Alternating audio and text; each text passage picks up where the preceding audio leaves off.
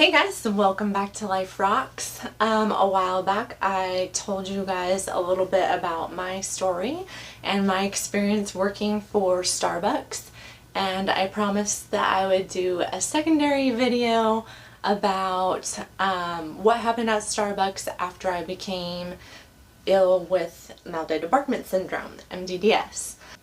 So I figured October was the perfect time to do this because October is National Disability Employment Awareness Month.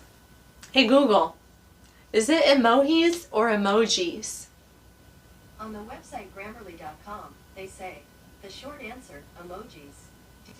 I would really love to ask you to join in with me on National Disability Employment Awareness Month by sharing your disability or your chronic illness down in my comments through a series of emojis. I think that would just kind of be a fun way to show how we're feeling. And also, if you have a story to share about an experience that you had working with disability or a chronic illness, I would love to hear your story too. You guys' comments are what keep me going, so keep them coming. I think that Starbucks does work hard to try and keep up their image and demonstrate that they are all inclusive of people with different disabilities, but my experience there really wasn't reflective of that. So like I shared in my previous video, right at the time that I returned from my vacation from the flight that caused my MDDS, my district manager, who I had been working for and who had known me for a long time, was being transferred into a new district, and we were getting a new district manager in his place. I feel like my experience there as somebody who was newly diagnosed with a debilitating chronic illness would have probably been different had my original district manager stayed in our district. But with a new district manager who hadn't developed any kind of interpersonal relationship with any of her employees in order to see them as a human being and possibly empathize with them rather than just see them as a thing that wears the green apron and runs the store, a thing that is responsible for making the business successful. So I think that that did have quite a bit to do with my experience, was having a manager who didn't see me as anything other than the thing because she didn't have time to get to know me and see me as a human being, especially as a human being who had a debilitating chronic illness, which is also a disability. A lot of people don't understand that sometimes disabilities are invisible.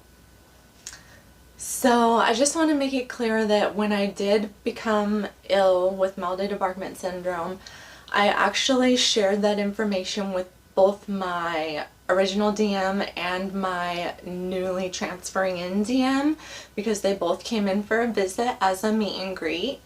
And I let them know what was going on with me and how awful I was feeling and how much I was struggling, and that I was just, waiting in line to see a neurologist and find a doctor who knew a little bit more about this condition and was able to make a proper diagnosis and start a treatment plan with me. So this was all before I had begun any treatment. I was feeling absolutely awful, didn't really quite know what was going on, so it was kind of a stressful time.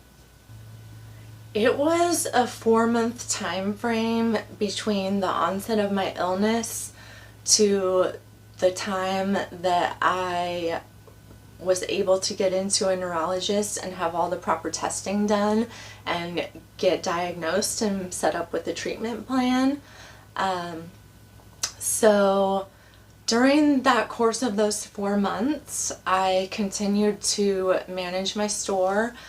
do the best I could possibly do to hide my struggles with my chronic illness. I never let it cause me to miss a day of work. I never let it cause me to have to leave early or come in late or anything like that. Even though I was really, really struggling, I still continued to put my team members first. You know, I might have been struggling to stand up and feeling like the whole store was rocking like I was on a roller coaster ride and wanting to just throw up, but making sure that all my team members were taken care of and they were all the ones to get their breaks, even though I was exhausted from fighting the illness and I really needed a break. I just continued to manage and lead the way I always had. I've kind of always been one of those employees who's felt like it's my responsibility to suffer for the needs of the business. Like when I think priorities, when I'm at work being paid, like doing what I need for the business is here and doing what I need for myself is down here. And doing what I need for my team is also up here. And I think that as somebody who is in the workplace with a chronic illness or disability really has to struggle with the mindset of like changing that, relearning that, learning to put yourself up there, possibly even higher than the business or the needs of your teammates around you. Because if you don't take time to focus on your wellness, you're going to be forced to take time to focus on your illness. That's something that everybody who lives with chronic illness knows. You might have a few good days, you might really be able to power through for a while, but at some point it's going to hit you like a brick. So that being said, throughout those 4 months, I just kind of continued to push on and be the same leader I always was, no matter how awful I felt. I had finally gotten an appointment set up to have all of my tests run and to speak with a balance specialist about my treatment plan.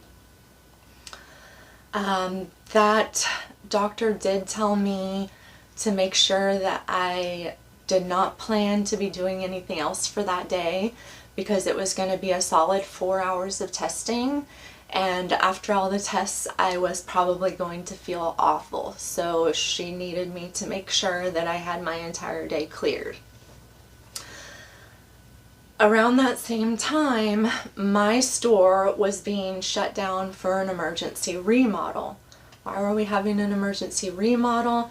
Because I had put the business so far up there that I had managed to increase sales by 50% throughout my year there, and our store was no longer big enough to contain the product that we needed to help our customers and to provide what our customers needed. So that was pretty obvious that I had worked my butt off to get where I was. And the store was being shut down for, I think, a month, maybe 2 months, to have this little emergency remodel and to expand the store. And during those 2 months, I just worked on doing reviews with my team members, setting them up with success plans, doing a little bit of training for new drinks and food items and stuff that we're going to be rolling out, and then coordinating with other stores to make sure that my team members who did need hours during that time of our shutdown were able to get those hours at different stores. So I was basically still working full-time, just utilizing that time in a different way rather than being in the store serving customers like what I was used to. Since the store was shut down and since I had plenty of notice before my actual appointment for the testing date, I put in a formal request for a sick day. I did let my district manager know that I was going to be completely out of the business that day. As advised by my doctor, they said I was not going to be feeling well after all of the tests and I needed to take the complete day off. And I let her know that I was going to be doing 4 hours of solid tests, so I would probably be completely unreachable. Now my cat wants in. Yeah, you're a sweet girl. You pretty kitty. I love you, Sai. So anyway, where was I? Oh yes, store was shut down. I put in a request for a sick day, let my manager know that I will be unreachable. Hours worth of testing, not going to feel good after testing. Do not plan for me to attend any conference calls or meetings or training sessions or anything of the type. I made it very clear. And in my opinion, that was not a very big ask, especially since my store was shut down and I really didn't truly have any responsibilities to take care of there. I was already making sure that I was fulfilling all of my responsibilities outside of that day. There was no store to be managed, there was no team to be managed, and there was no reason for me to feel the need to be in the business that day. So my appointment was in Plano, which with traffic is about an hour and a half away from me. Consider the hour and a half drive there, 4 hours of testing, time to sit down with the doctor to come up with a treatment plan, an hour and a half drive back home. I was already set up with a pretty long day, and on top of not feeling well after all that testing, it was kind of a miserable day. So that day, as I was driving to my appointment in Plano, I received a phone call from another store manager in our district, and she was asking me for the signage for the promotion that was currently being run, because her store had also been newly remodeled and Starbucks corporate distribution center, whatever you want to call them, failed to send her signage for her new store opening. She told me that since my store was shut down, I needed to go get the signage from my store and give it to her. I let her know that I was taking a sick day, and I had already explained to our district manager that I wasn't going to be available. I was doing multiple hours of testing and was really feeling unwell and was not going to be able to go do that. Plus I had 3 hours worth of driving to do during that day.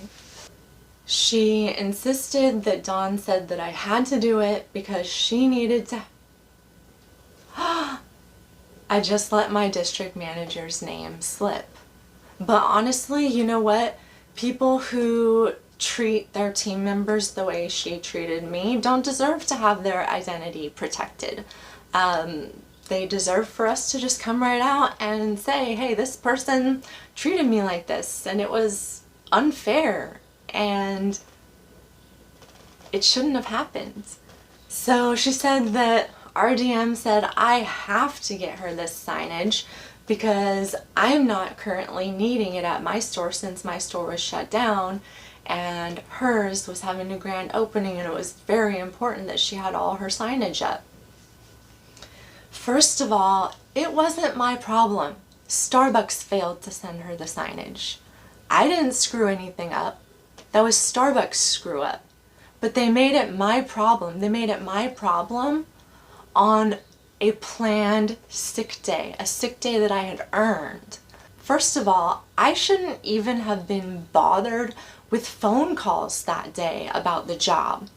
If I was bothered with any phone call from anyone at work, it should have been, hey, how are you feeling?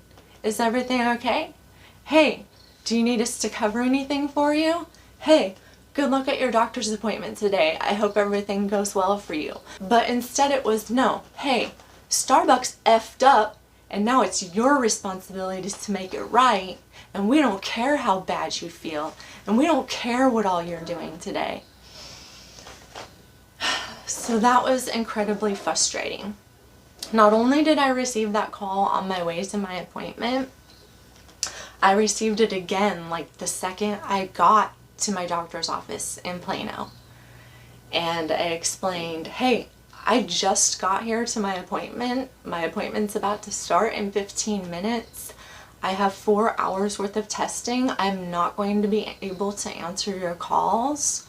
I really don't know that I'm going to be able to fulfill your needs and go get these signs for you because I don't know how sick I'm going to be after these 4 hours of testing.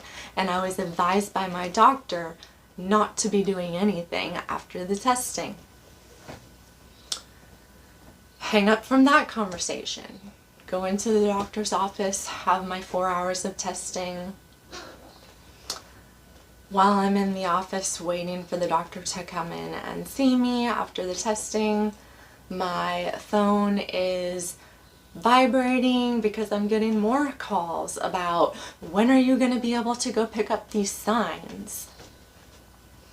Then on my way home from Plano, then I received another call demanding that I go get the signs. So that day I had to drive from my home to my appointment in Plano, which was an hour and a half away, to the town that my store was in to get the signs out of the storage shed that Starbucks had provided us with to move everything into during the remodel. So I'm like completely disoriented, feeling awful, exhausted, trying to navigate my way around this dark, hot storage shed in the middle of the Texas summer because they're demanding that I find these signs to give to another store because Starbucks jacked up. Honestly, I don't feel like that is even legal. When somebody has a sick day, you do not make them go work in any way, shape, or form, even if that's just going to the closed business and digging around in storage to find things for another manager. That was my sick day. I earned that sick day as a day to stop and take care of myself. It was a day to put the business here and put myself here. One single day, and that was all I was asking. That's all I asked. And they couldn't even give me that. But yet they put on this front like they care about their employees and like they accommodate to their needs and like they want to include everyone, no matter your disability, no matter your struggles, no matter your mental health. Hey, cats over there, stop fighting, be nice. Be nice.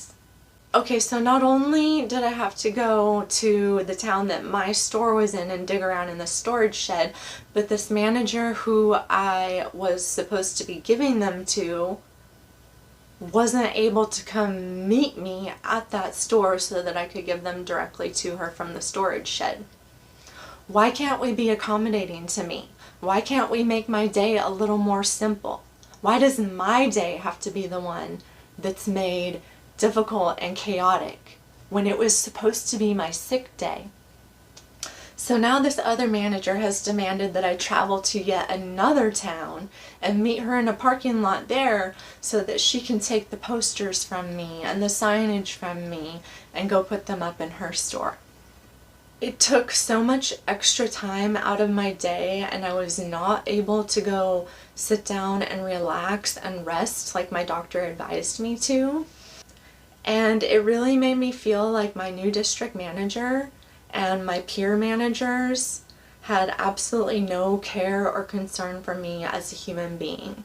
I had literally become the thing in the green apron. And I feel like if Starbucks really did stand by what they demonstrate about being accommodating to their employees' needs, I don't think that a district manager and a store manager would feel comfortable doing what they've done to me. I think that they would have a fear of there being consequences to pay for doing that to an employee who was chronically ill and who was needing to take a planned sick day. I was not impeding on the needs of the business to take a planned sick day. That's no different than taking a planned vacation. It's not like all of a sudden, oh, we're having a really busy day, oh, and here I go not being able to come to work and just leave everybody hanging. No, we were closed, and I had planned in advance and told my manager in advance, I will not be here. I'm taking a sick day. I'm going to the doctor. I'm taking care of myself, because all these 4 months I've been taking care of the business and not caring about myself. So that was one of my first experiences with really realizing what it was going to be like working for Starbucks while chronically ill. A lot of people might say, well, chronic illness isn't disability. Well, there does come a point where chronic illness does become a disability. When it becomes completely debilitating and impacts your daily life and your ability to do certain functions, it is considered disabling. When I filled out my questionnaire for my neurologist to let them know the answers to all my questions of what I struggle with. So the questionnaire will say things like, is it difficult for you to take a shower? Is it difficult for you to get out of bed? Is it difficult for you to dress yourself? Are you sometimes afraid to go out in public because you appear to be drunk? Are you sometimes afraid to be alone because of your symptoms? And on that questionnaire, you have the option for yes, sometimes, and no. When I completed my questionnaire, it said I was highly disabled, which was very eye-opening for me. And to think about being considered disabled and how I was treated while I worked at Starbucks, and how little any thought was given to any possible accommodation the company could make for me, or the stores could make for me, or my team members could make for me. It was a bit disappointing. So after my store location opened back up and we moved everything back into the store, got everything running and rolling again, business went back to usual.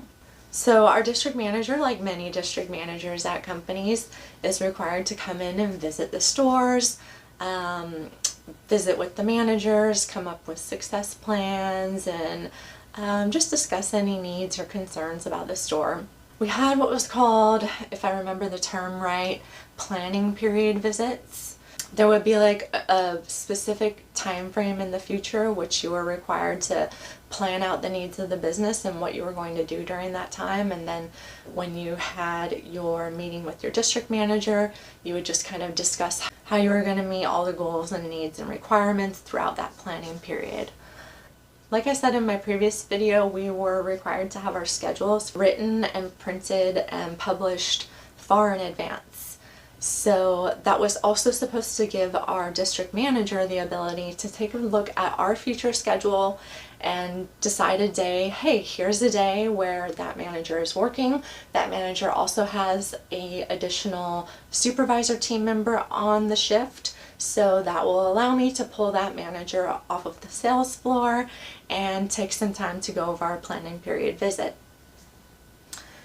Well, with this DM being new, she did not schedule around my working days.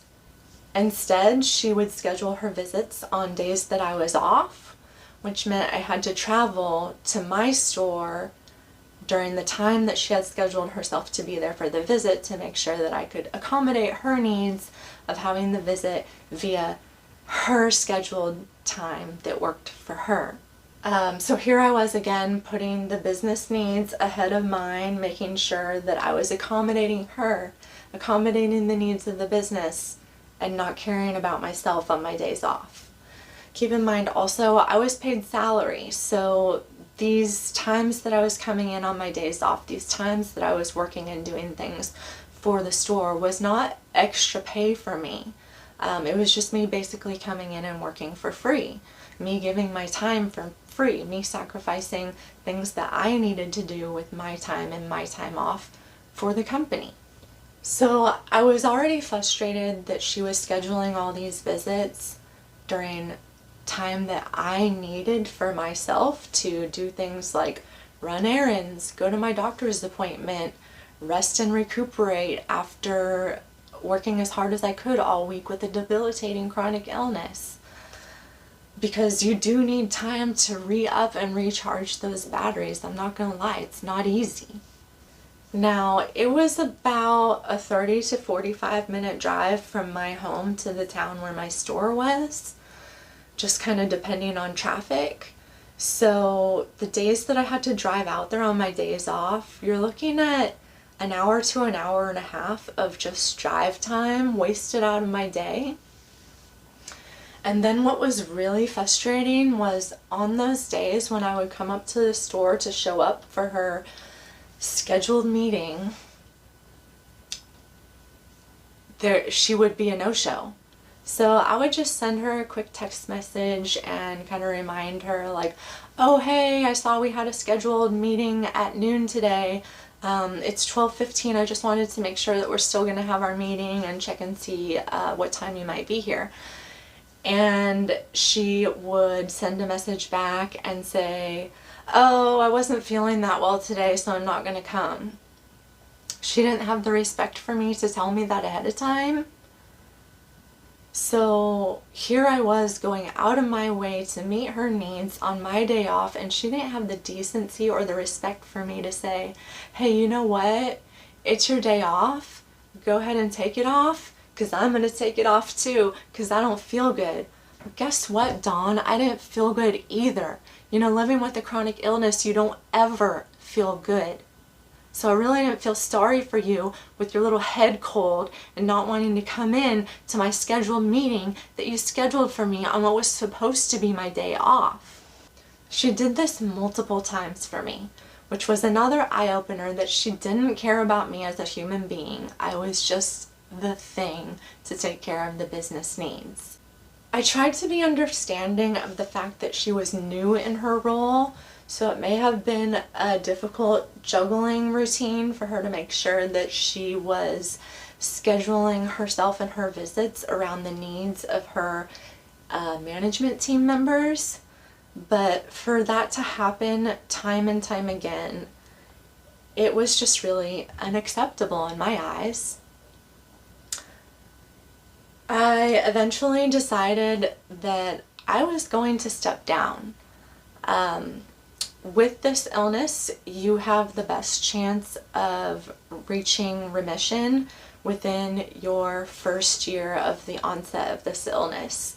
And I was approaching the end of my first year, and I started to get nervous that if I did not reduce my stress level and give myself the time I needed to take care of myself and put myself first, I was never going to reach remission.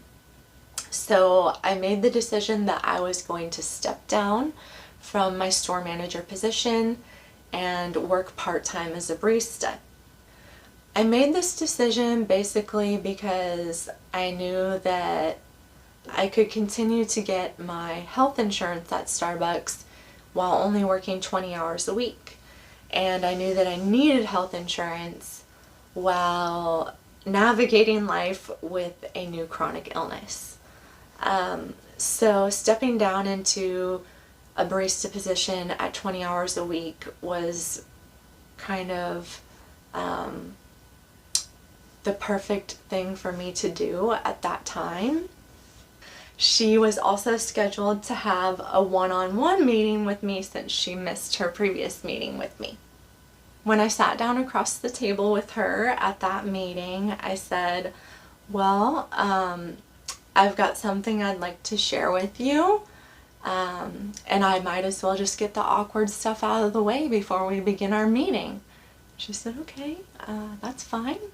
And I told her that I had made the decision to step down to a part-time barista, and in an effort to not make her lose confidence in her new role, and an effort to protect her feelings, I didn't share with her that part of my decision was because she showed me that she had no respect for me as a human being and no care for the fact that I was struggling physically and medically to do the tasks I was being expected to do without any reasonable accommodations and without even being given an opportunity to take the time off that was rightfully mine, because I was being ordered to come into work for things that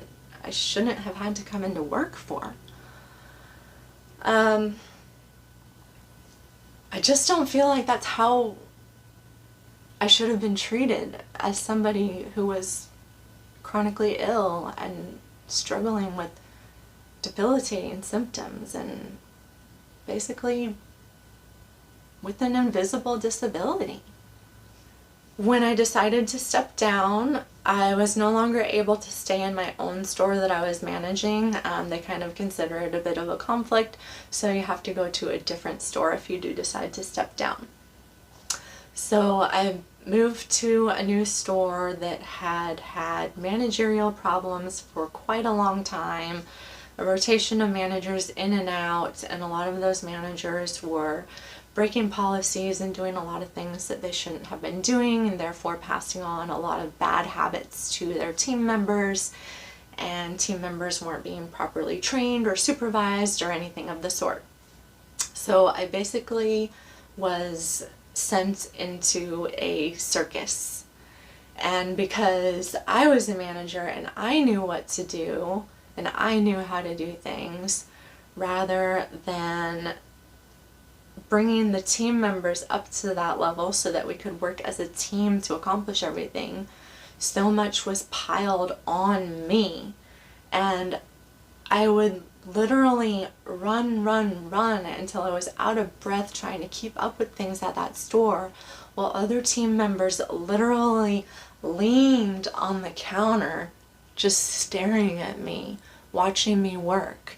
Never did a thing to help lighten the load. They were just like, oh, I'm just working the cash register today and I don't have any customers in line. I know you're trying to work the drive-through window and the order screen, and you're trying to cook all the food for your drive-through customers, and you're trying to make all the cold drinks and frappuccinos for all your drive-through customers, but I'm just going to lay in here and watch you do it instead of offer to take your food out of the oven or maybe come make a frappuccino for you or anything like that. And these are team members who knew about my illness. I was very honest with them. I showed them videos of me struggling with the symptoms when they became incredibly visible, and I have shared videos on my YouTube channel about that, so feel free to check those out as well. They knew that I had a debilitating chronic illness. They knew that I fought every day to stand up and to walk and to speak, and yet they were still perfectly comfortable just sitting there watching me struggle and do all the work and being basically worked to death simply because I knew what I was doing, and they just sat there and watched me and let me do it. These people knew enough to go make a frappuccino. They knew enough to go pull the banana bread out of the convection oven, but they chose not to. They chose to be lazy, and they chose to watch a person that they knew were suffering suffer even more. And then they wanted to say that they thought of me as a friend at work. If those are friends, I don't need enemies, okay? I don't. I think that living with a invisible chronic illness or an invisible disability makes it especially hard for us to be able to defend our need for any kind of accommodation, because those around us see us as being perfectly healthy, because the majority of the time we look healthy and we do the best that we can to fight and make ourselves appear like everything is okay, even though it's not, and we're really struggling. But for instance, with my personal chronic illness, I struggle with balance, and I should not be on a ladder or using step stools or anything like that.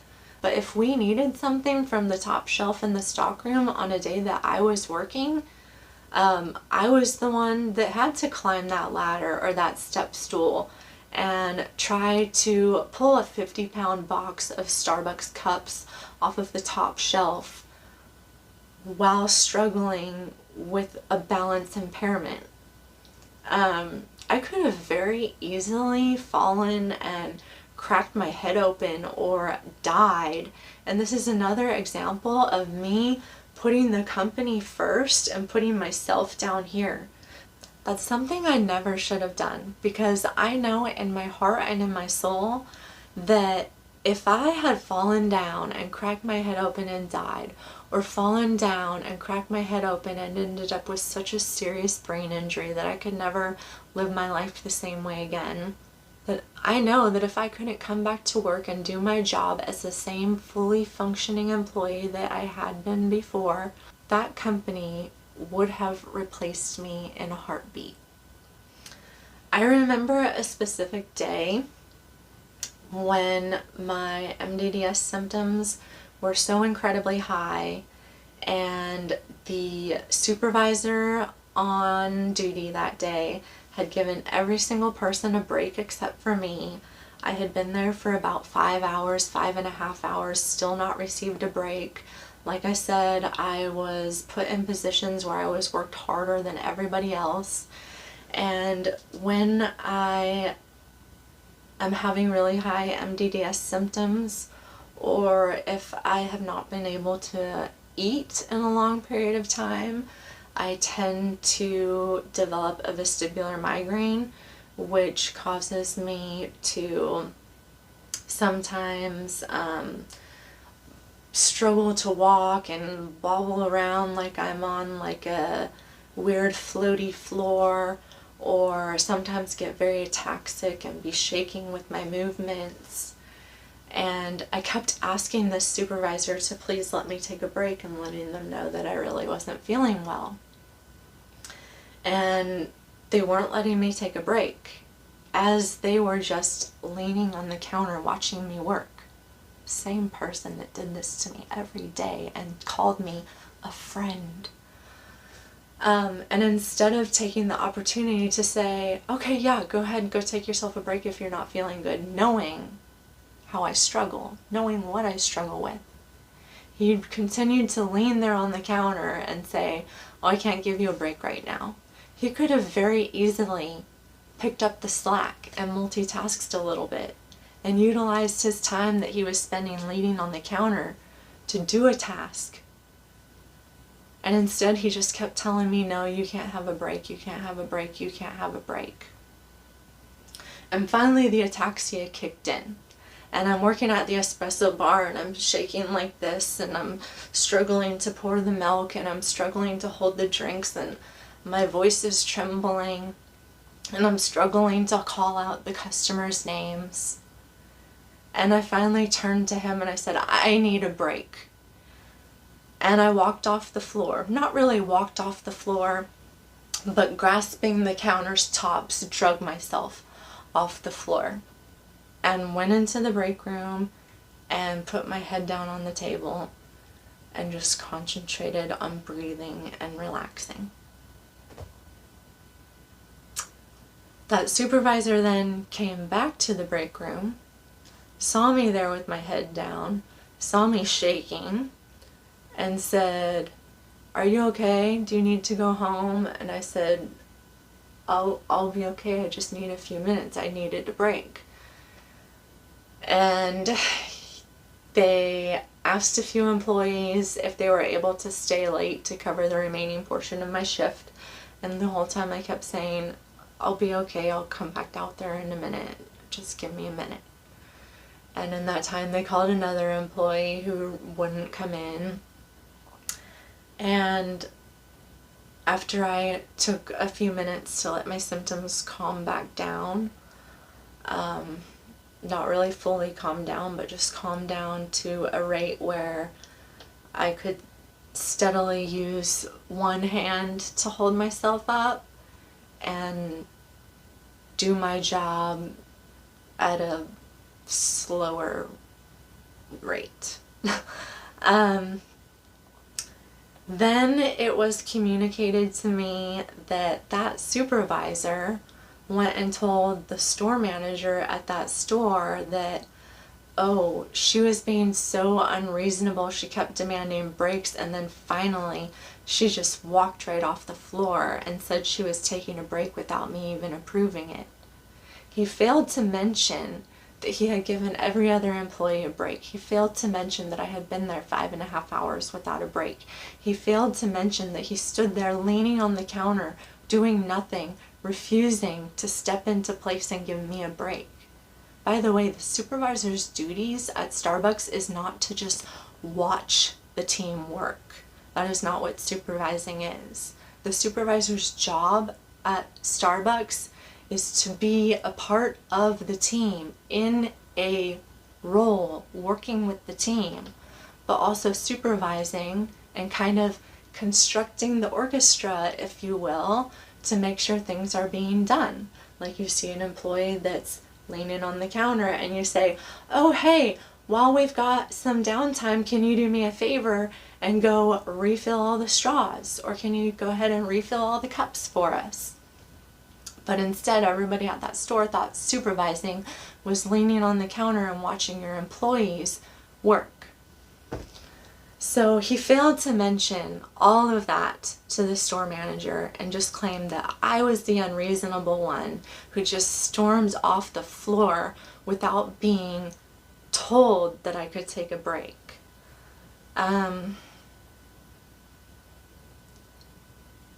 Again, you know, if we are inclusive of people with disabilities, we should also be all inclusive of people with chronic illnesses. I don't feel like I should have been treated in that way. And I don't feel like I was even asking for accommodations. I mean, honestly, usually the routine is a break every 4 hours. So for me to have worked 5 hours, 5.5 hours, as hard as I was, without a break, was almost, in my opinion, me giving more than reasonable accommodation to my team and to the company. And still I was treated the way I was treated, and I was discriminated against, and I was made out to be the bad guy, the one who stormed off the floor. My experience at Starbucks is that they are not all inclusive of people who are disabled or people who are struggling with disabling and debilitating conditions. Those are just some of the things that I experienced. And I know that there were more things experienced by other people. And I felt like there was no way I could have even asked for any sort of accommodation.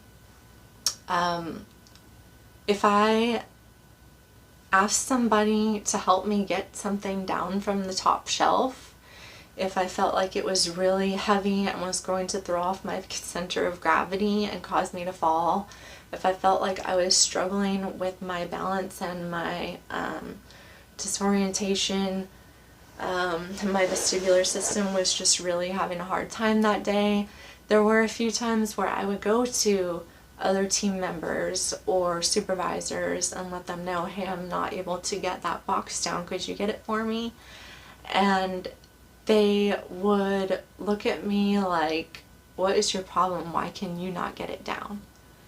And they would act like I was just really putting them out for them to have to go get this box down from the top shelf. And all the meanwhile, all these times that I watched them lean there on the counter like they were so tired they couldn't do anything except hold the counter up when they really hadn't even done any work except watch me bust my butt all day. And it was frustrating and discouraging and disappointed and made me angry and made me resentful. So that was my experience with being disabled and living with chronic illness in the workplace at Starbucks. And with this being National Disability Employment Awareness Month, I would love to hear your stories about being disabled in the workplace, or your stories of living with chronic illness in the workplace, and how you have been or have not been able to receive reasonable accommodations.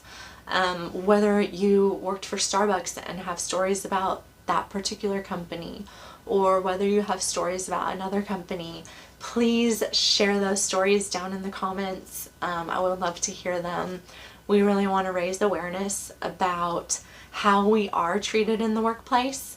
A lot of companies will claim to be all-inclusive and to not discriminate against people with disabilities.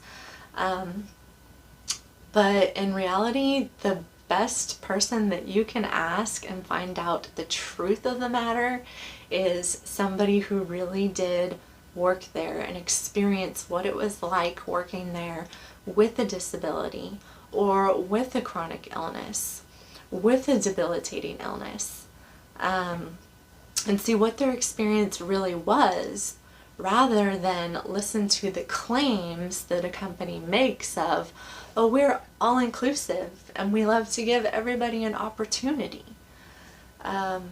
Because I don't feel like I was. So thanks for watching, and give this video a little thumbs up. That will really help my channel out.